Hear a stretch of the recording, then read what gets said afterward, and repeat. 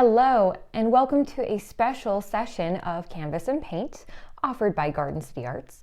My name is Katie Guthrie, and I am here today to help you paint this fun painting of the month. Now, I'm going to walk you through step by step on how to accomplish this painting, but first, let's talk about the supplies you'll need to make sure you have everything on hand. All right, if you purchased a kit from Garden City Arts, then you have everything that you need inside that kit except for brushes. All of your colors should be laid out on your palette like this. You'll have paintbrushes handy, and a cup of water and paper towel handy, and of course your canvas that has been pre-painted tan. If you do not have the kit, no stress, you can still accomplish this painting. You just need to mix a whole bunch of different colors of brown.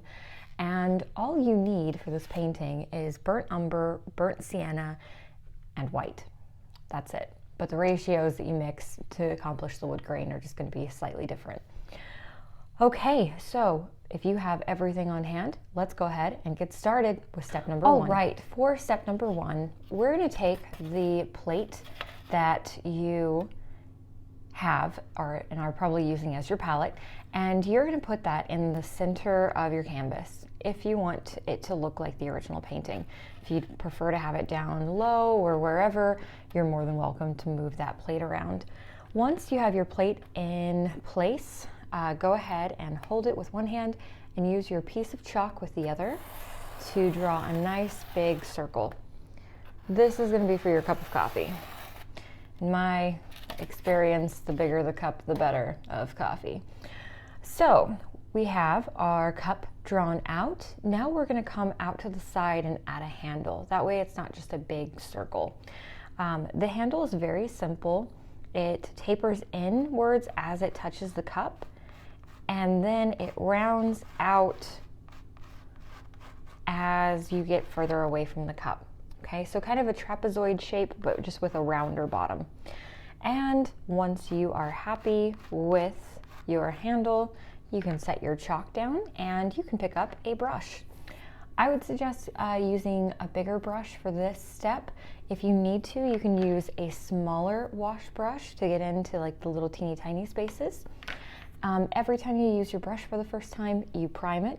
So to prime it, you dip it in paint water and then you pat it dry on your paper towel. That's really important to make sure that your brush is nice and damp. It will act better with the paint than it will if you use a dry brush. Dry brush is good for texture, but not for smoothing out paint. So I'm going to grab color number one, which is just plain old burnt umber. I'm going to take just a little bit of water on my paintbrush and a little bit of this burnt umber and mix it together on my palette. Then I'm going to outline. Okay, so really fast. Let's look right down here. If you use the top of your brush, you can make a really nice clean line. If you use the side or the edge of your brush, you can fill in space and you can go right up to that line and bring it down, keeping your area nice and clean and keeping the paint only where you want it. So that's what we're going to do really fast for this cup. We're going to outline first, and what I would suggest is that you move your canvas around. Don't just keep your canvas straight and then make your arm do all the work. You can move the canvas and rotate it to make sure you get a really nice clean line. After we have this whole thing outlined, we're going to come in and go right up to the line and pull that paint away from the line and all the way to the edge. If you'd like to, you can also paint the sides of your canvas. And I'm going to speed up the video and paint the whole thing in solid dark brown or solid burnt umber. The cup itself stays completely empty. Leave that alone. Okay, I'm going to speed up the video right now.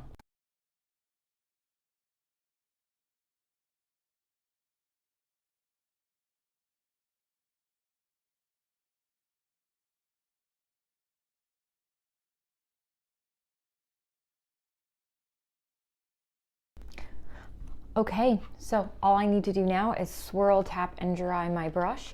You'll notice that the background is not solid, and that's okay. We're going to be putting a lot of layers of paint on top, so you do not need to have a perfectly solid canvas. If you have a little bit of tan popping through, it's not going to be the end of the world. Okay, swirl, tap, and dry your brush. That helps get your brush nice and clean. When you swirl in paint water, tap it on the side and then pat it dry, and then you will be ready to move on. All right, we're going to move on to color number 2, and we're going to start putting in the idea or the illusion of wood grain.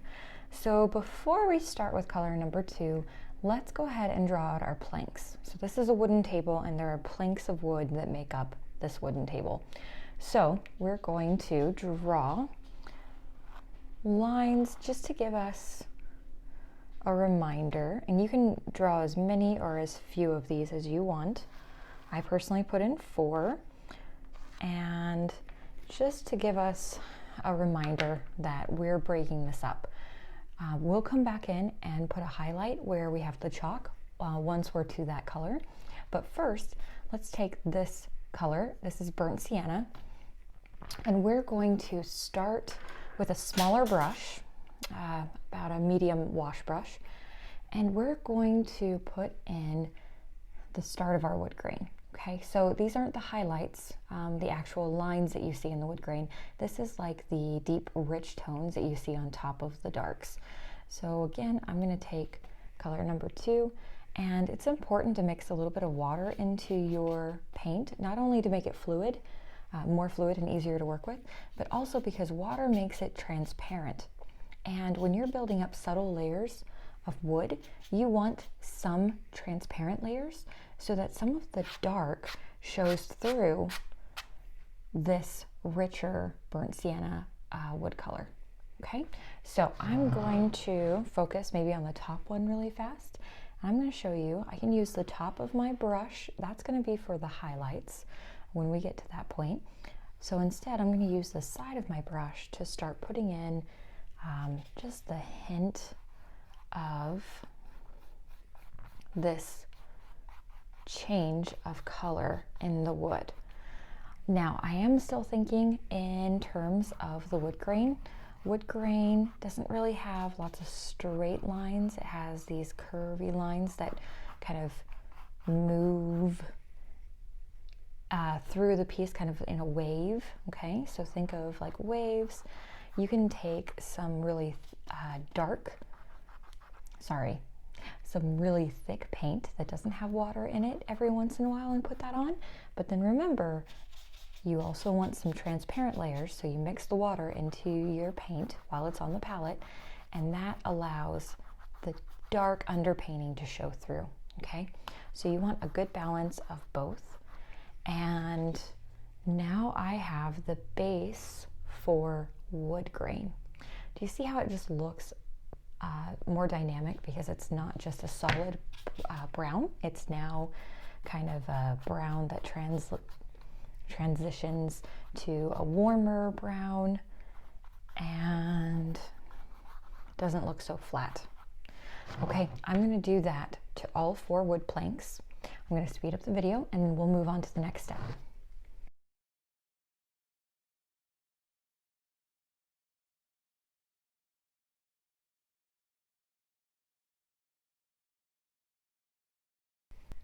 Okay, I have the entire canvas covered.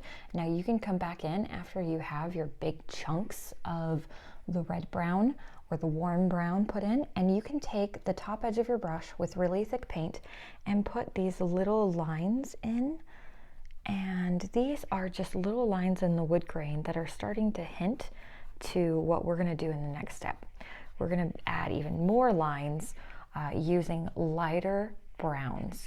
So basically browns that have a lot of white mixed into them to create tints of browns, and that's T-I-N-T. That's what a lighter version of a color is called when you mix white into a color. Okay, so I have some more lines built up and I'm ready to move on to the next step. Make sure you swirl, tap, and dry your brush. Okay, we're moving on to color number 3, and we can even move on to color number 4. Just make sure you know that you're using color 3 first and then color 4 second. We're going to use our wash brush, and we're using the thin part of it to create little lines in the wood grain. If you would prefer, you can use a round brush.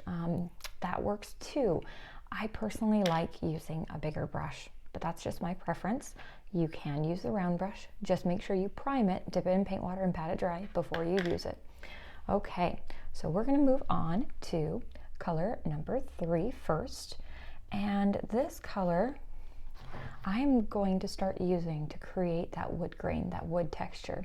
So wood grain is laid on top of each other. There's line, line, line, line, okay? So think about that. You can also put wood knots into the grain. I'm gonna put a nice big wood knot right here really fast. So what I start off with is kind of the edges of my wood knot. So I'm creating kind of a teardrop shape.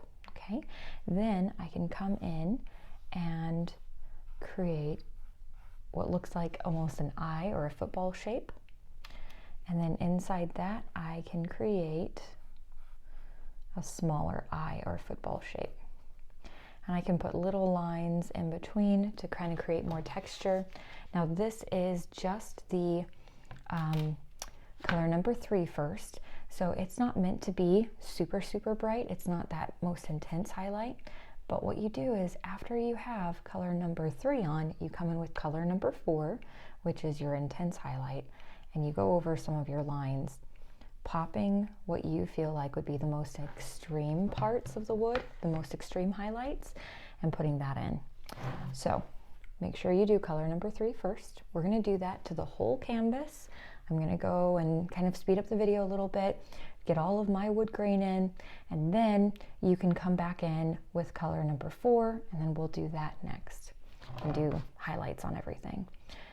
Keep in mind, if you mess up an area, so if I didn't like this, I can paint over it, okay? Stop the video, start back at color number 2, or even color number 1 if it's that bad, okay? Paint covers paint, cover it up, don't stress about it, okay? No worries. All right, I'm gonna start in with my color number 3, and I'm gonna put in my wood grain. I'm gonna speed up the video right now.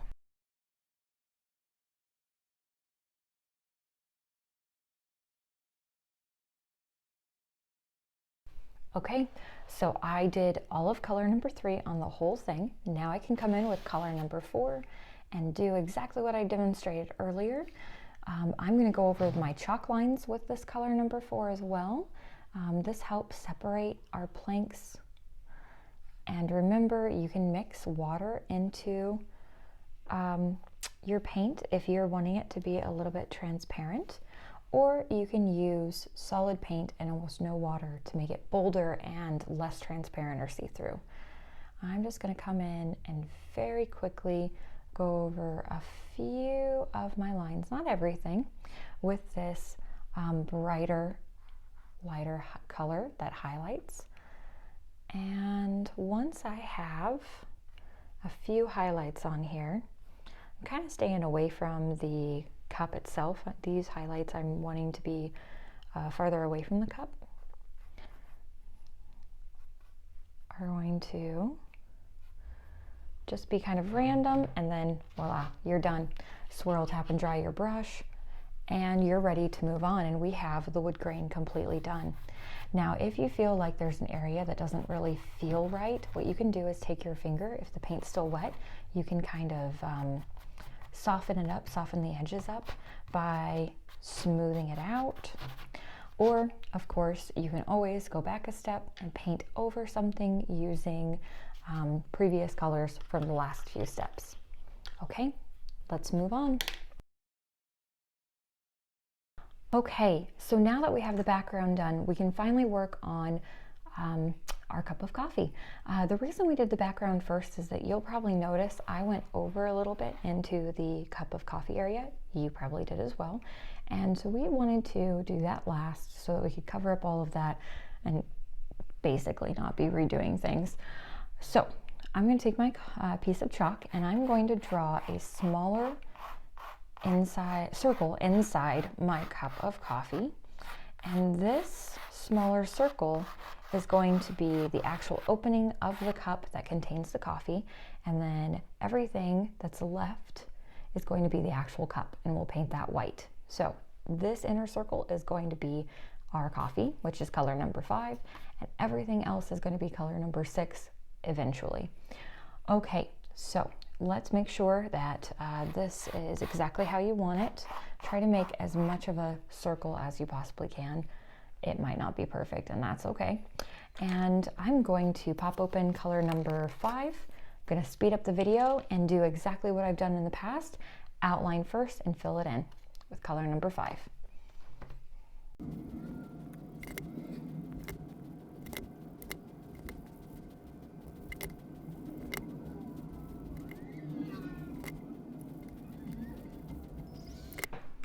Okay, so we have our cup of coffee filled now, and make sure if you need to, you can do a second layer, a second coating, because we do want this to be fairly dark. You don't want a lot of tan popping through. Also, when you're doing that second layer of paint, if you need it, make sure that you are painting kind of in a curved line so that everything curves and goes into the center. That'll just look really nice when you're done painting it. It might not make a big difference now, but when you step back, not having flat up and down brush strokes really does make it feel more like a cup of coffee. Okay, go ahead and make sure you have a second layer of paint anywhere. Do any touch-ups that you see, and then we will move on to the rim of the cup in just a moment. All right, time to move on to the rim of our cup and handle. So we're going to use straight white, or color number 6, for kind of the inside of the cup and on the top. And then on the edges, we're gonna mix color number 6 with the first color, burnt umber, to make a slightly off white, and then that's what we'll use for the shading or the shadows. So let's go ahead and pop open color number 6. It would be a good idea to use either a small brush if you are maybe a painter with less experience, or your medium wash brush. I'm going to go ahead and grab just a little bit of paint water and my paint. Remember, it's a good practice to just mix a little bit of water into your paint. That keeps your paint nice and fluid. And then I'm gonna start on the inside rim, okay, so the rim of the cup that touches the coffee itself.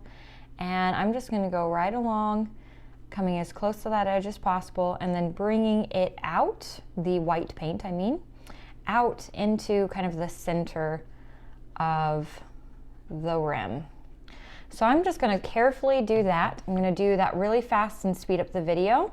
Then I'm going to, while the video is still speeding up, I'm going to go to the outer rim and do the same thing and just do some touch-ups. Now, when you get to the outer rim on parts that maybe are a little off, I had a few parts where I maybe came in a little bit too high. I made kind of a straight line right here, for instance. I can just come and cover that up. It might take 2 coats of paint, but that's okay. And that's a good time, well, now is a good time to go ahead and perfect it. So again, I'm gonna start on the inner rim and bring that paint out away from the coffee and towards the center of the rim. Then I'm gonna flip it and do the exact same thing on the outer rim and bring it in towards the center again. Okay, go ahead and do your first coat of white paint. We're not mixing yet, but we will here soon.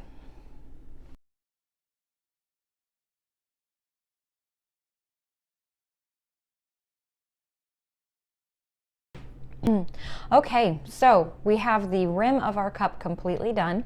Now, what we are going to do is have the inner ring kind of stay the way it is. So if you have some tan popping through, no big deal. And we're going to put a solid highlight of white on the very center of our ring or rim. So what I mean by that is the brightest part of our cup is going to be this inside, okay? So the part of the rim that is not touching the coffee or the outside of the cup. And I'm just going to come and very quickly put in that heavier white paint with very little water mixed into it, so it's nice and thick and not transparent, so it's basically opaque. And I'm just putting in that solid ring. Then what I can do is I can come back in and we're going to mix the color and we're going to work on the outer rim of the cup in just a moment. The inner rim kind of stays how it is. We want some of that tan popping through because it will make it look more like the rim of a cup.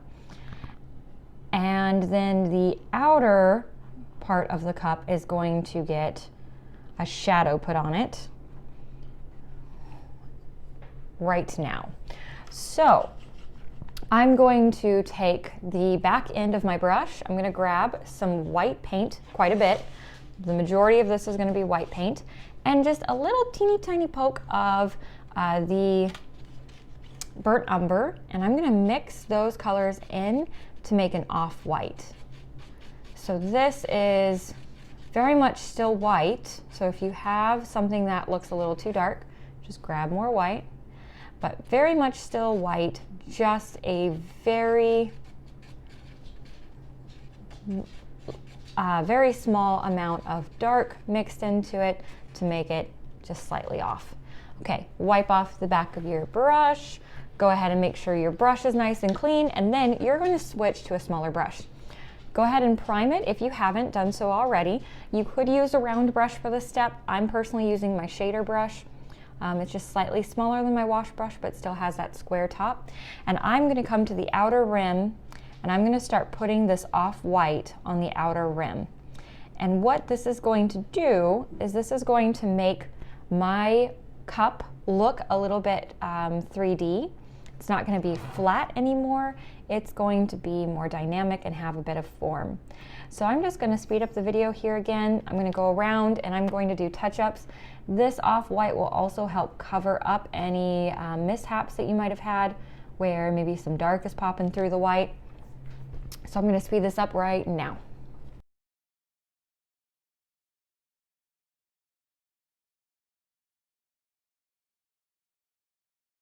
Okay, so I have a darker off-white rim around the outer edge of my cup. Now, obviously, you might have to do some touch-ups as you go. For instance, I might have to do another layer of white on that inner ring or inner part of my rim. I can also use this time to kind of blend if I need to. And if you feel like it is necessary, you can take this darker color, this off-white, and also go over the inner ring of your cup. So basically, dark on the edges, light on the inside, and that will help make your cup really pop. It's up to you if you decide to do that. You can do all of those things. Pause the video and go ahead and do that. We're going to turn our attention to our handle really fast and work on that for just a moment. So I'm going to take my white and I'm going to cover up kind of the inner part of the handle. Once again, this part right here that I'm working on is going to be the brightest part. And then I'm going to use off-white to kind of paint in the other parts of my handle. Now, the way we get this handle to be separate from the rim is that we're going to have to mix in some more dark to our off-white paint to make it even darker. We can do that just off to the side, maybe a new pile of paint. Take half your off-white that's left and take just a little teeny tiny bit of the burnt umber. That goes a really long way, and mix it in. Make sure you clean off your brush once you have that done. And we're basically just making a slightly darker version of the off-white. This color is going to come right up to the rim and go out towards the edge of your handle. You can take darker amounts of paint and really insinuate that if you want to. I personally don't like it quite that dark. What I do is I kind of add the dark and then maybe add some off-white on top of it to soften it. Maybe make it just a little bit less obvious and in your face. I'm also going to take the off-white and paint the outer edge of the handle, the part that's farthest away from the inside of my cup. And then I will go over with another layer of really bright white paint after I have my shader brush nice and clean. And remember that brightest part of the handle is going to be right there in kind of the center of your handle. And you can kind of cover up some of that dark if you feel like it got too dark. And there you go. You have a handle on your cup. So do some touch-ups, make sure it's nice and round. So again, dark, light, and dark. That'll create form. You can spend as much time on this as you want. Pause the video, spend some time with it, or if you're done and you're happy with it, you can move on. Okay, for our very last step, we are going to write out, but first, coffee. Or you can write out any phrase you'd like. You could even do some latte art inside your coffee, whatever you'd like to do. I'm gonna stick with the original plan, but first, coffee. Remember, we're using chalk because it can erase. So if you don't like how it turned out the first time, redo it. Excuse me. But first, then I do block print for the but first, and then the rest of the saying is in cursive. Now try to make sure that you have good spacing, and this might take a few tries. That's okay, don't stress too much. Remember, you can erase and start again. So I have the gist of my phrase all figured out. I'm going to now take my round brush and we're going to paint this in. The first coat of paint we're going to do isn't going to be the white. It is going to be color number 4. Okay, this really light version. You can even mix a lighter color of that if you want. It's really up to you. This is your painting, so it can be as dark or as light as you'd like. The lighter the better in my opinion, because it'll create more contrast. So make sure you are mixing up enough paint that you can get through the whole word, no matter what you're doing. If you're mixing paint or if you're using color number 4, what have you, make sure you have enough. And this is important to mix some water into because you want the paint to be really fluid and not scratchy when you're painting. Now, the harder you press, the thicker the line will be. The lighter you press, the lighter your line will appear. Okay, so if you need to, practice on your palette. Practice a few times pressing hard, pressing light. Get a good feel of your brush. Every brush is different. And then once you are confident with making your words, go ahead and start writing out your inscription or your saying. But first, coffee, because coffee is life. Okay, so I'm going to speed up the video. I'm going to just go over all of my words really fast in this first color, and then I'll show you how we're going to highlight it.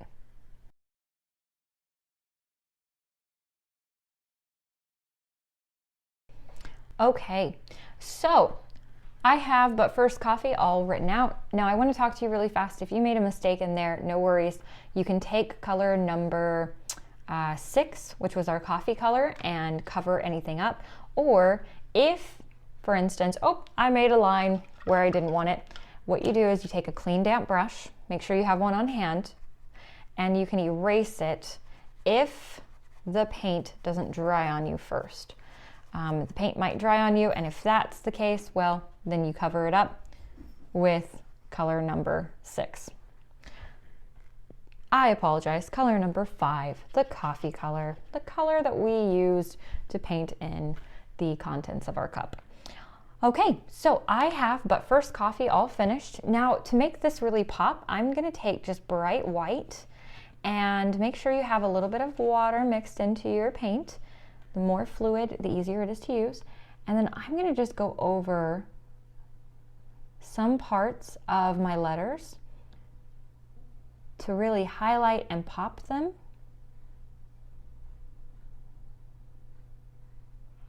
Okay, so you can do as much of this or as little as you want.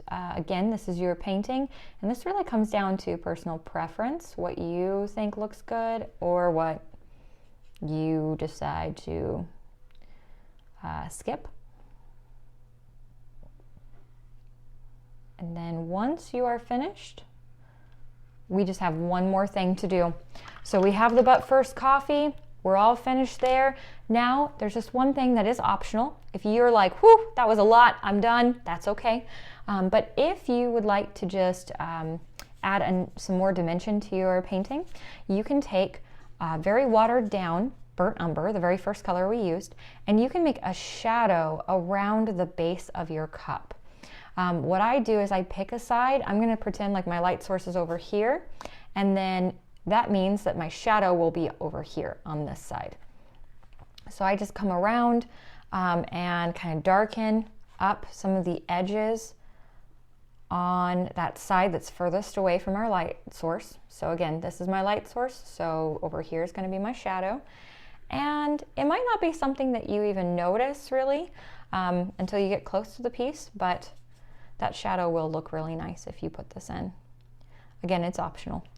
Okay, so once you are happy with your wording and you do shadows and anything else that you need to really make your painting pop, you're finished. Good job, pat yourself on the back. This was not an easy painting. Now, there might be some chalk left over from your saying or maybe even the rim of the cup. Wait till your painting is completely dry, then take a clean paper towel and wipe it off and you'll be good to go. I hope you enjoyed this painting. I hope you find a really good spot to hang this painting in your house, maybe above your coffee bar, and I hope to see you again very soon. Bye!